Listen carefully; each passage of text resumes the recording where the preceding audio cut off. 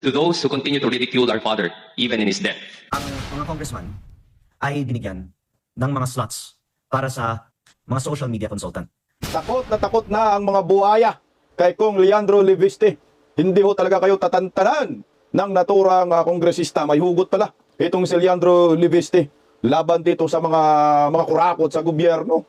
Ito, bistado po ni Kong Leandro Leviste ang mga pambayad sa mga trolls ng mga buhaya dyan sa Kongreso. Anak ng kamuti. Nagsiiyakan ang mga Quadcom members dyan sa Kongreso tungkol sa pagpanaw mismo ng kanilang idolong si Akop na kahit ito ay lumisa na, nakatikim pa rin ng pambabas sa maraming Pilipino.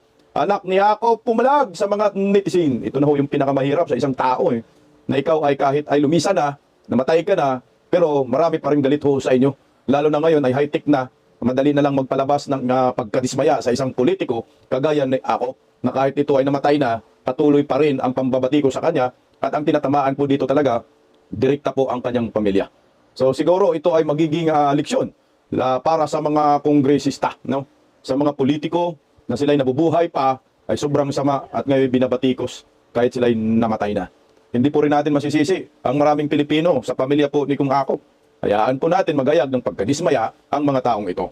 Pero bago ang lahat, palike po muna, pa-share, pa-subscribe at pakipindot po ang inyong notification bell upang lagi po tayong updated sa ating mga video. Suportahan po ninyo ang muling pagbabalik ng Birada Aguila sa Birada Aguila YouTube channel, alas 2 hanggang alas 4 ng hapon, Lunes hanggang Biyernes, January 5 na po yan. Live commentary po, mapapanood nyo po kami sa naturang channel. At nais ko po munang magpasalamat sa lahat po ng mga nagpa-super thanks. Maraming salamat, Victoria Donato, Kyoko Sodo, Kyoko Sodo, Coco Boutique in Japan. Maraming salamat po sa inyo. Magandang tanghali po sa ating lahat.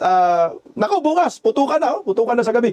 Happy New Year po sa lahat, na ligtas po tayong maraming Pilipino. At iwas po sa mga malalakas na paputok. Ano lang, putok lang ng kapitbahay nyo, pwede na yan. Kaldero, or pwede na rin ho yung mga fountain na lang. Huwag na po masyadong magpapaputok ng goodbye dilima. Nakatakot. Okay. Pag-usapan po muna natin itong si Kong Leandro Leviste dahil pinagtulungan po ito ng DPWH Ombudsman, no? Para masira ang kanyang mga expose patungkol sa Cabral Files. At takot na rin po ang mga kongresista sa kanya. O ito, pakinggan po natin ang balitang ito dahil mahalaga pong malaman ng maraming Pilipino na itong isiniwalat ni Kong Leandro Leviste. Mantakin mo, itong mga buhaya pala ay may mga budget pala sila na alokasyon para po sa mga trolls. So, ang swerte ng mga animal, no? So, binibigyan sila ng pundo para makapag-hire ng mga trolls. Ang purpose yan, magtanggol, atake, depinsa. Pababanguhin sila, manira ng mga kalaban. Ganito katindi sa Marcos admin. Talagang alagang-alaga ka ng mga trolls. Kaya ang resulta, anak ng kagwang, wala talagang mga supporters in actual. Narito po, bulilyaso sila ni Kong Leandro Leviste dito. Pasok, Kong. Ibinunyag ni Congressman Leandro Leviste na tumanggap umano ng 2 milyong pisong Christmas bonus ang bawat kongresista. Ayon kay Leviste, bukod pa raw yan sa 300,000 pesos na buwan ng sahod ng kongresista at 1 milyong pisong operating budget. Kinwestiyon din ni Leviste ang pagdagdag ng budget ng Kamara na aabot sa 10.5 billion pesos nang wala umanong nangyaring debate o diskusyon ng mga mambabatas. Paliwanag ni Leviste sa 27.7 billion pesos na proposed budget ng Kamara para sa 2026, 18.6 billion pesos dito ay napupunta sa maintenance and operating expenses o MOOE. At yan daw ang nagsisilbing secret funds umano ng Kamara. Malaking bahagi dito, yung mga cash na ibibigay direkta sa mga congressman na ang liquidation is by certification. Pero ang katanungan ko, bakit hindi natin una nililiquidate with receipts like other government agencies? Lumalabas parang itong confidential intelligence fund na yung pambayad sa mga social media trolls ay nanggagaling sa mga sinisekretong mga funds katulad ng MOOE na ito. Ang mga congressman Stop muna tayo doon. Pambabayad sa mga trolls. Ito, dagdag pa niya na si Walat. 18 billion, no? 18 billion na yung budget para sa mga pambayad sa mga trolls, anak ng kagwang. Ito yung mga ensaymada vloggers, 18 billion. Kaya pala yung ibang ensaymada vlogger, may mga mustang na ang mga animal. Dinagdagan ng 10 billion daw na pundo ang kongresista na hindi ito dumaan sa debate, basta na lang idinagdag, approve na sa mga animal. Ito na ho tayo ngayon. Patuloy po tayong niluloko ng mga kongresista dyan sa kongreso.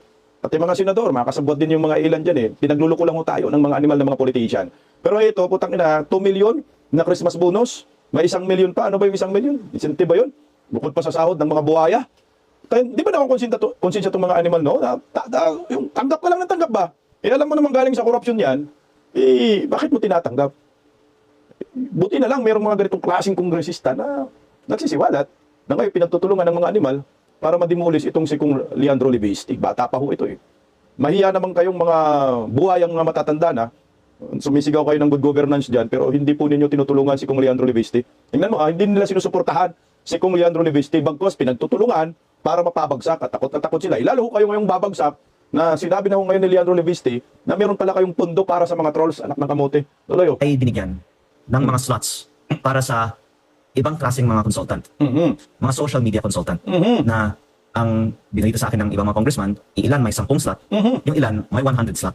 At ito po ang mga keyboard warriors o mga trolls, di umano, na nag-comment pala sa mga Facebook posts tungkol sa iba't ibang mga national issues. Meron pong mga naganap na mga meetings na para sa seminars on yung pagbuo ng mga social media consultants para sa iba't ibang mga miyembro ng Kongreso. Ang 7.8 billion peso increase sa budget ng House of Representatives ay hindi dumaan sa anumang budget hearing o debate.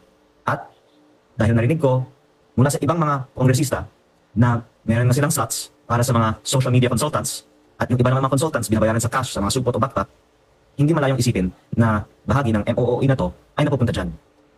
Grabe, ang MOOE, umabot ng 18 billion pesos eh. Dinagdagan pa nila ng 10 billion. Kaya nagiging 28 billion pesos. Muntakin mo yan guys ha, isipin mo. Meron silang allowance dyan, may pundo sila para talaga sa mga trolls. Napaganda pa nga ho yung pangalan ng mga animal na mga ensaymada vlogger, social media consultants. Putang ina nyo. Dapat magreklamo tayo dito. Bakit? Pera po ng bayan yan, pera po natin yan, hindi pera ng mga animal, ng mga buhaya dyan sa kongreso yan. Kasi nga naman, oo nga naman, kailangan po talaga nila ng mga trolls. Wala po kasi silang talagang warm bodies na taga-suporta sa kanila. Yung totoong supporters, puro mga piki, puro mga pandaraya ang kanilang mga supporters. Mga iba dyan, mga adik pa. Walang matino silang taga-suporta. So kailangan nila ng mga trolls dyan sa social media. Sinabi niya ni Bungit eh. Kung anong ginawa ni Bongbong, ganun din yung ipinamalas niya, pinamana, pinamahagi sa kanyang mga kakamping mga buhaya sa Kongreso.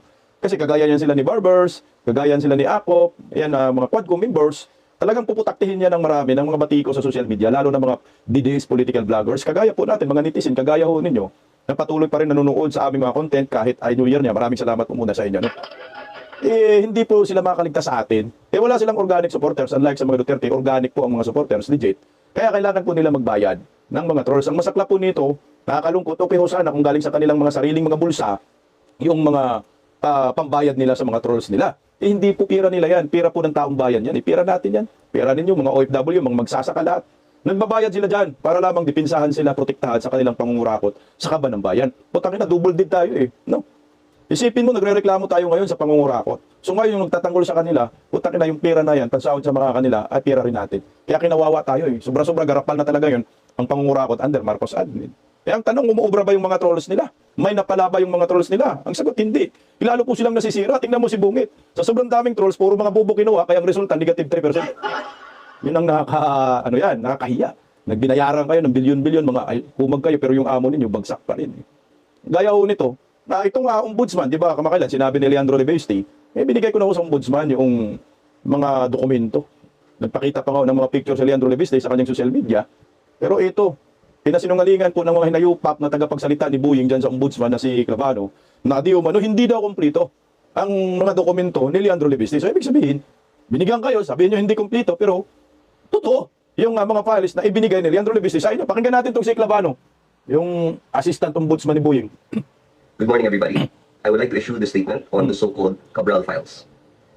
I would like to start by saying that the Office of the Ombudsman recognizes the heightened public interest, the commentaries, and even speculation surrounding the so-called Cabral files. We reiterate that the shared objective of all concerned institutions and even individuals should be very clear at this point. We need to establish facts. We need to uphold transparency, and we need to hold accountable any individual found to have committed any wrongdoing. So all our actions must lead to this. And so at this point, the office deems it necessary to clarify a few things. First of all, the Office of the Ombudsman has actually been approached by multiple sources claiming to possess copies of the supposed Cabral files. These claims underscore and really highlight the importance of distinguishing between original evidence on the one hand and secondary or third-party copies on the other hand. Second, the best and most reliable source of documents are actually the agencies and individuals who had custody, who had control, and even authorship of the computers, the storage devices, and the files themselves. Evidence that is derived directly from these sources will naturally carry far greater evidentiary value than copies that are circulating outside official custody. Third, the office emphasizes that soft copies of documents held by third parties, especially those in the format of Word or Excel, inherently lose evidentiary credibility as they are susceptible to alteration, incomplete context, or manipulation. As such, these materials cannot, by themselves, be treated as conclusive evidence. Next, after Congressman Leandro Leviste publicly claimed to possess the complete list in the supposed Cabral files, investigators from the Office of the Ombudsman approached him as a matter of prudence and diligence while the former Undersecretary Kathy Cabral was still alive and was actually represented by counsel at the time. During this engagement, Congressman Leviste presented only limited portions of the list, responsive, in fairness, to specific inquiries, but he did not present the entire set of files he claimed to possess, even when asked to do so. This will differ from the Congressman's public statements suggesting that the full Cabral files had already been shown to or reviewed by the Office of the Ombudsman. At present, the Central Processing Unit, or the CPU, is now secured, sealed, and under the custody of the Office of the Ombudsman. And the office considers this a critical development as it allows the investigation to proceed on the basis of an original digital piece of evidence. And so now, as an update, the office is preparing to conduct a digital forensic examination of the CPU of the former USEC. And this will be done transparently and in coordination with the Commission on Audit, COA, with the DPWH, the Office of the Ombudsman, of course, and the PNP Anti-Cybercrime Group. And this is to ensure the integrity of the whole process. Finally, the office clarifies that the Cabral files are only one part of the investigation. Alleged insertions that are supposedly in these files still need to be carefully examined to determine whether these projects were actually implemented or if they turned out to be ghost projects. An insertion by itself is not automatically illegal. It will only become criminal if it is proven to involve fraud, misuse of public funds, or non-existent projects. So the Office of the Ombudsman respectfully asks everybody to allow the investigation to move forward, guided by real facts, credible evidence, and of course, due process. I hope this statement has clarified a few things that may have been muddled in speculation. Maraming salamat po, and happy holidays. Hirap na kayo paano ninyo i-debunk itong si Leandro Leviste. Alam niyo po kayo, ombudsman kayo eh. Hindi niyo alam kung anong tungkulin ng ombudsman. Alam niyo ho yung ombudsman, sila po yung tinatawag na tanod bayan. Ang ombudsman ho, kahit kaunting chismis lang or marites na mapopost sa social media na ito kawatan ito or na-post sa mga tabloid, kayo ho, dapat mag-imbestiga agad kayo ora mismo. Kasi tanod bayan kayo. So ano po ang ginawa ho ninyo?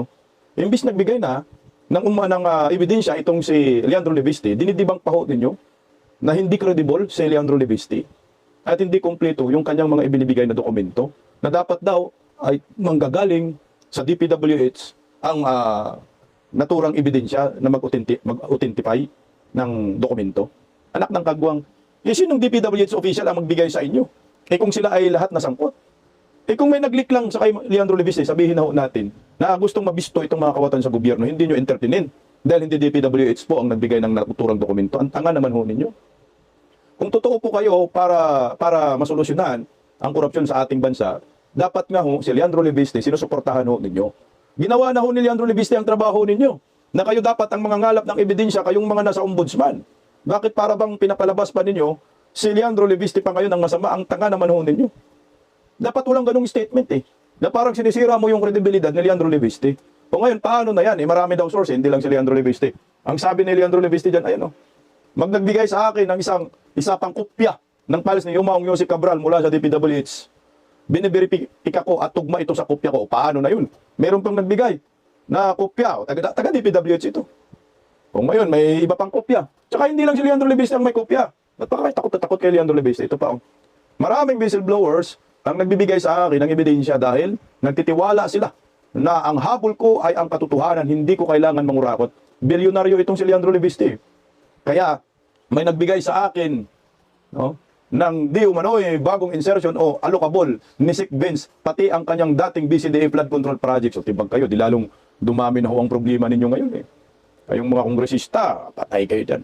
Takot na takot, hindi nga pinag-privilege speech itong si Leandro Leviste kagahapon ng mga buhaya. Tingnan mo, si Puno, galit na galit, takot na takot. Naku, huwag niya na munang sayarin yung oras namin lahat. Kasi alam na namin lahat ng mga pinagsasabi niya. Hindi na namin kailangan lecture niya kasi di pa naman niya naiintindihan lang. Diba, alamin muna niya bago siya mag-lecture dyan sa privilege speech dahil importante yung gagawin natin ngayon. susuriin natin ang GAA, titignan natin kung matatapos siya. Kaya kung mga 4-5 oras yan, maging ng midnight tayo kunyari, mga 10 oras, babawasan, dadagdagan pa niya yan ng 1 oras na magsasalita sa dyan. Huwag naman, maawa naman siya sana sa atin. Diba? Lol, hindi pa nga umabot ng 5 minuto, putang ina, yung aprobado na ninyo sa BICAM, na-ratify na ho ninyo eh. Meron yung sumigaw ng no, hindi nyo pinapakinggan eh. I think si Marcolita eh. Yung GAA, yung BICAM. Yung BICAM, anak ng kagwang. Hindi umabot ng 5 minuto, aprobado nila, na-ratify na agad eh. May sumigaw na no, hindi ni pinapakinggan si Marcolita. Maraming pumalag eh. Takot na takot kay Leandro Libiste. O ito, sinagot naman si Leandro Libiste ng, ayaw na natin putang ina, ipin ito, mabubuisit lang tayo. Si Sansing, dumaan daw sa masusing pagsusuri. Yung dinagdag nila ng 10 billion pesos para sa mga buhaya. Total of 28 billion pesos na ang pundo ng mga buhaya, sarili ho nila. Yung MOE daw, 18 billion, putang ina, ano na yan, pambayad sa mga trolls. So, inamin din ninyo na may dinagdag, dito mama din si Leandro Libiste. Malilyasuhan lang talaga. Natapasalamat rin po tayo, meron din ibang mga senador na hindi ho talaga pumirma sa BICAM. At nung ratification, marami din hindi pumirma. Ito, pakinggan lang muna natin bago sa mga buhaya. Nagsign lahat except based on the information na po ko except si Senator Pato, si Senator Bongo at si Senator Wright. Sa BICAM, 3 yung hindi pumirma. Si Senator Bongo, Senator Bato, Senator Amy Marcos. Kasi may nakikita, dismayado. At sa budget naman, doon sa ratification, maraming senador din na hindi pumirma. Kagaya ni Senador Marcolita at ni Senator Idol Robin Padilla. Pakinggan po natin. At least mayroong mga senador na matitino, anak ng kagwang. Gusto sa rin sa Senado panukalang pambansang budget para sa 2026 pero hindi lahat ng senador sang-ayon dito. Live mula sa Senado ng muna sa balita, si News 5 Senate Correspondent Nean Los Baños. Nean, sino-sinong mga senador ang tumutol? Gigi, ang mga senador na bumoto ng no sa Bicameral Conference Committee report ay sila Senators Rodante Marcoleta at Robin Padilla. Hindi nagustuhan ni Senator Marcoleta yung patuloy na pagpupondo sa mga ayuda programs. Kung epektibo daw kasi yung mga programa na yan, bakit patuloy na maraming naghihirap at nagugutom sa ating bansa? Si Senator Robin Padilla naman, ang tingin niya, tila malabo daw yung ibang mga programa na namimigay ng ayuda. Para sa kanya, masyado na rin daw Manila-centric yung ating pondo at konti ang napupuntang pondo sa mga probinsya gaya na lamang sa Mindanao. Samantala, Gigi, sila Senators Chive Ejercito, Loren Legarda, Ping Lacson at Risa Hontiveros bumoto pabor sa Bicam report pero with strong reservations. For example, si Senator Hontiveros kini-question niya bakit may nakalusot pa rin na unproven funds para sa 2026 national budget. Si Senator J.T. Ejercito naman kinwestiyon kung bakit tinoble pa yung pondo para sa medical assistance o yung MAIFIP na dapat sana dinerecho na lang daw sa programa sa PhilHealth. Samantala, may iba pang mga senador na bagamat gaya ng sinabi ko, pumoto sila ng pabor sa Bicam report ay may mga strong reservations. Narito ang bahagi ng pahayag ng mga senador na yan. Kung ang nais po natin ay ang lubusang pagsasaayos ng ating healthcare system, dapat po nating ituring ng MAIPIF ay bilang first aid lamang. My reservations arise from the national government's continued failure to remit PhilHealth's actual legally mandated sin tax revenues from year 2023 onwards and statutory shares from PCSO and PAGCOR since 2019. At may anong naging sagot dito ng Senate Finance Committee? Gigi, paniniguro ni Senate Finance Committee Chairman Win Gatchalian, hindi mapupunta sa korupsyon ang 2026 national budget kahit pa yung mga nasa unprogram funds. Kabilang na rin dyan sa mga provision na ipinasok sa Bicam report ay yung anti-EPAL provision. Ibig sabihin, Gigi, bawal na yung mga politiko na present sa pamimigay ng ayuda. Bawal i-play yung kanilang jingle, bawal din sila magpadala ng representative o kahit yung kanilang tarpaulin. Bawal din i-post habang namimigay ng mga cash aid. Isa raw yan sa mahalagang mga provision na naipasok sa Bicam report bago nga ito niretipikahan. Narito ang bahagi ng pahayag ni Senate Finance Committee Chairman Win Gatchalian. So, importante siya dahil in-apply natin yun sa lahat ng cash aid, lahat ng mga ayuda program ng gobyerno na hindi pwedeng gamitin ng politiko for their own political patronage. Ayan na. Gigi, balikan ko lang ha, yung kanilang inilatag ni Senator Gatchalian na pinakamahalagang laman ng 2025 national budget. Nakakuha ang sektor ng edukasyon ng 1.35 trillion pesos. Makasaysayan o historic daw ganito kalaking alokasyon para solusyonan ang mga problema sa sektor ng edukasyon. Sunod naman ay yung sektor ng kalusugan, nakakuha ng 447.6 billion pesos. Kasama dyan ang nagdagdagang budget ng PhilHealth at pondo para sa zero balance billing para masiguro na hindi mabubutas ang bulsa ng mga kababayan natin nagkakasakit at nagpapa-ospitalyan. Bakit may mga tumututol? Kasi nga, may korupsyon. Yung unprogram funds, hindi inalis. Nandyan pa rin. Kasi nga, hindi sincero itong mga senador, mga kongresista sa pagsuko sa korupsyon. Hindi ho sana mag-iingay itong si Leandro Libiste kung walang nakitang korupsyon. Ito yung pinaka-problema dyan eh. At least may kumukontra. Sana yung kumukontra, majority of the Senate. Kasi talagang 100% yan. Yung insertion, sobra-sobra. Yung sinabi ni Clavano na hindi daw lahat ng insertion ay illegal unless na ito ay mayroong corruption, ghost projects, or kung mga kickbacks, iputang na insertion nga eh. Pag sinasabi mong insertion, hindi yan kasama sa National Expenditure Program. So, illegal pala yun? Illegal yun. Dahil hindi yan kasama sa nagustuhan ng executive. O bakit pinapayagan po ito ng mga kongresista at mga senador? Kasi may pera, may korupsyon. Diyan sila nabubuhay. Diyan po sila kumukuha ng kickbacks na 25 to 30%. Sabi ni Cabral, lahat ng proponents ay mag-kickbacks. Bakit mo sasabihin na hindi ito illegal? Puta pork barrel nga ho yan. Kagaya yung mga poste na lang yung mga proyekto, ghost project sa flood control, kasi nga insertion, hindi yan authorized or hindi yan kasama sa request ng executive. Kaya malaya silang mangurakot dyan sa mga insertion na yan. So kaya tingnan mo kagaya itong mga kongresista sa Quadcom, sakim na sakim ang mga to, hayok na hayok sa pangungurakot eh. Kaya itong si Akop, hindi talaga nakaligtas sa pambabatikos ng mga netizen sa social media, lalo na nalithala na 3.5 billion pesos yung kanyang pondo mga insertion. Putang ina, under Marcos admin, nasan yun? 3.5 billion? Sana all. Ang daming pera yan Billion ba o billion o trillion? Basta ganun. Hindi ako sure kung billion o trillion Pero naiulat ko, nakalimutan ko na kung billion o trillion. Basta merong ganung insertion na napakalaki. Itong si Akop, na pinuputakti pa rin ngayon hanggang sa social media. Pero, ang tingin ko kay Akop, kaya siya pinutakti ngayon sa social media, malaking faktor doon yung panggigipit niya sa mga Duterte, kay Inday Sara, kay Tatay Digong sa Quadcom, pati doon sa Tricom, sa mga DDS. Kaya siya ngayon binabatikos, kahit patay na siya. At ngayon, itong anak niya, siyempre, nasaktan, natural, pamilya, pero nagpasalamat daw sa pangungutyao ng maraming Pilipino. Pakinggan natin. To those who continue to ridicule our father, even in his death, we thank you for galvanizing within us a resolve to continue what both our parents embodied, a no-nonsense love for our country and our people. Maraming salamat po sa inyong lahat. Itutuloy po natin ang laban. Maraming salamat daw. Itutuloy daw ang laban. Tatakbo ito sa pagkakongresista sa Antipolo dahil mayroong special election. Panalo na sigurado yan. Putang ina, bilyon-bilyon ang pundo galing sa mga papa mo. Ilan ba yung boto nyo dyan sa Antipolo? Sure, win ka na, sir. Alam mo, sir, hindi mo rin masisisi ang maraming Pilipino na binabatikos ngayon ng tatay mo kahit ito'y patay na dahil nabubuhay siya. Nasaktan din kami. Lalo na kaming mga supporters, si former President Duterte, mga Duterte supporters, putang ina, mga social media vlogger, nasaktan ni Akop eh. Kaya ito yung maging sukli. Alam mo, sa ating mga Pilipino, natural po talaga yung parang pag matayan ka, nakipagsimpatiya ka. Pero wala na, iba na po ngayon. Ang pinag-uusapan ngayon, pira ng bayan, harap-harapang pangungurakot eh. Sumasawsaw pa si Akop, kumakampi pa dito sa mga kawatan sa gobyerno ni Marcos. So paano po natin yan nahangaan? Okay na sana yung nasimula nung una, nung nahanga ako. Pero later nasira yung paghanga ko sa kanya dahil nga nandun siya sa kubol ng mga buhaya sa mga kawatan. Sumusunod siya sa agos, yun yung mali niya. Kaya dapat nanindigan nung sana siya hanggang dulo. Kagaya ni former President Duterte, ginagago ni Akop, ginagago ng Quadcom. Nag-iba ba ang prinsipyo ni Tatay Digong? Hindi. Kaya si Tatay Digong sinamahan ngayon ng mga supporters niya. Until kingdom come.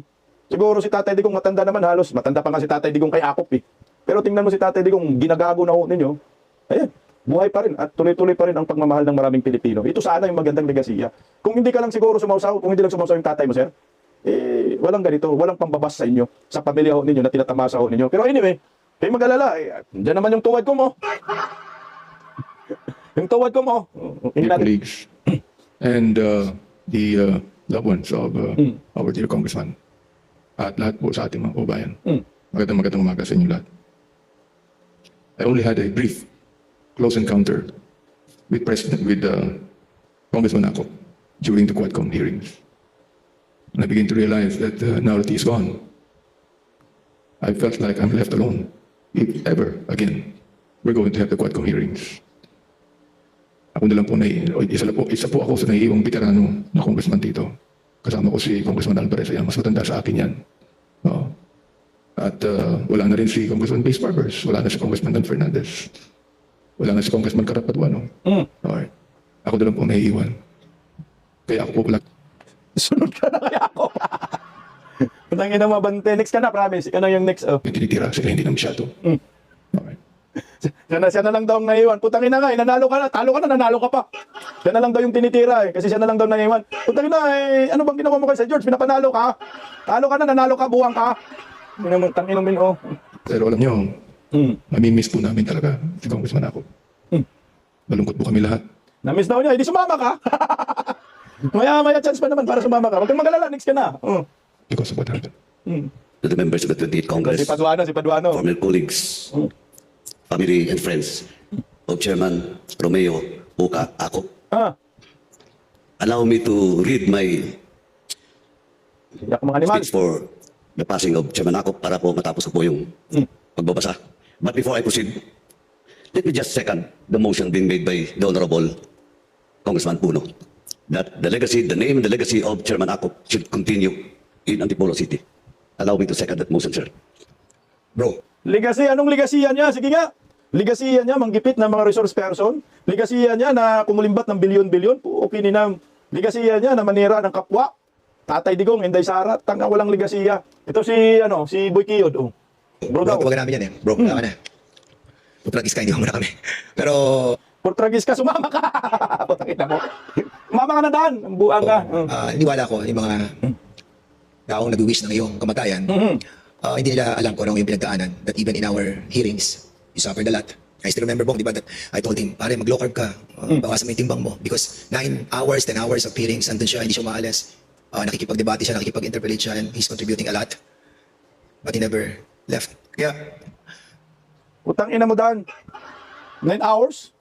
Paano pa kaya si Tatay Digong ginagago ni Akop 9 hours? May diabetic? O di ba?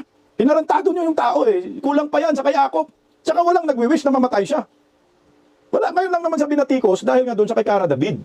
Na sana mamatay ng mga kurakot. So, ibig sabihin, kurakot talaga siya. Kasi kung tinamaan kayo sa wish ni Cara David, putang ina, dapat mag-react po kayo. Walang nagwi-wish. Sa pinupoint yung tao, sa mga kurakot, putang ina, kung kurakot ka dahil natamaan ka sa wish.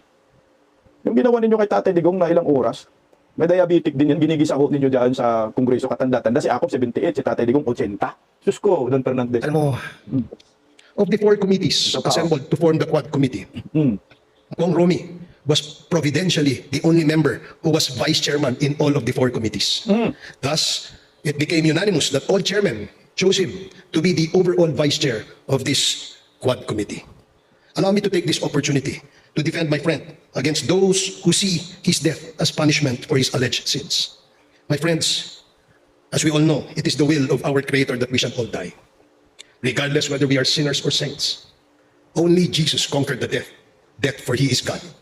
Nasa ating kultura na hindi dapat natin inaalipusta o niyuyuraka ng alaala ng isang yumao, kahit na ano pa siya sa paningin natin. Ang ganong katangian ay pagpapakita ng isang magandang pag-uugali ng isang respektableng Pilipino. Kabilin-bilinan nga ng ating mga matatanda na kung wala ka rin lang magandang sasabihin, mas mabuti pang huwag ka na lang magsalita. Lalo na siguro kung... Utangin na, no? Ngayon, kayo yung biktima. Feeling biktima. Samantala, ginagawa ninyo kay Tatay Digong sa aming mga Duterte diehard supporters para kayo mga hari dyan sa Quadcom na yan. Huwag kayong mag-alala. Next na kayo sa wish ni Cara David. Sabi ni Cara David, 4 pa lang napapatay ko eh. 4 na po ba? Oh, 4 na ba? Alam ko 3 pa eh. Sino ba yung 4? Baka si Abante. Feeling victim kayo ngayon. Ngayon noon sa Quadcom, grabe po ninyo makaalipusta kay Tatay Digong. Kaya magiging leksyon po to sa inyo. Kayong mga politiko. Na habang buhay pa po kayo, gumawa ho kayo ng tama. Nagpasikat kayo sa Quadcom, sumikat nga ho kayo. Nadala ba ni Akop yung kanyang kasikatan sa libingan? Hindi. Anong nadala niya? Mga bashers. Bashing sa kanya. Sinong nahihirapan, tinatamaan? Yung kanyang pamilya. Kaya sa pamilya po ni Kong Akop, pagpasensyahan nyo na rin po ang pambabati ko sa tatay niya. Dahil, puta, nung nabuhay siya, tingnan mo naman ang ginawa kay former President Duterte. Again, ang buhay ay wither-wither lang. Kaya nabubuhay ka, magpakatinaw ka. Kung gusto mong purihin, pag lumisan ka.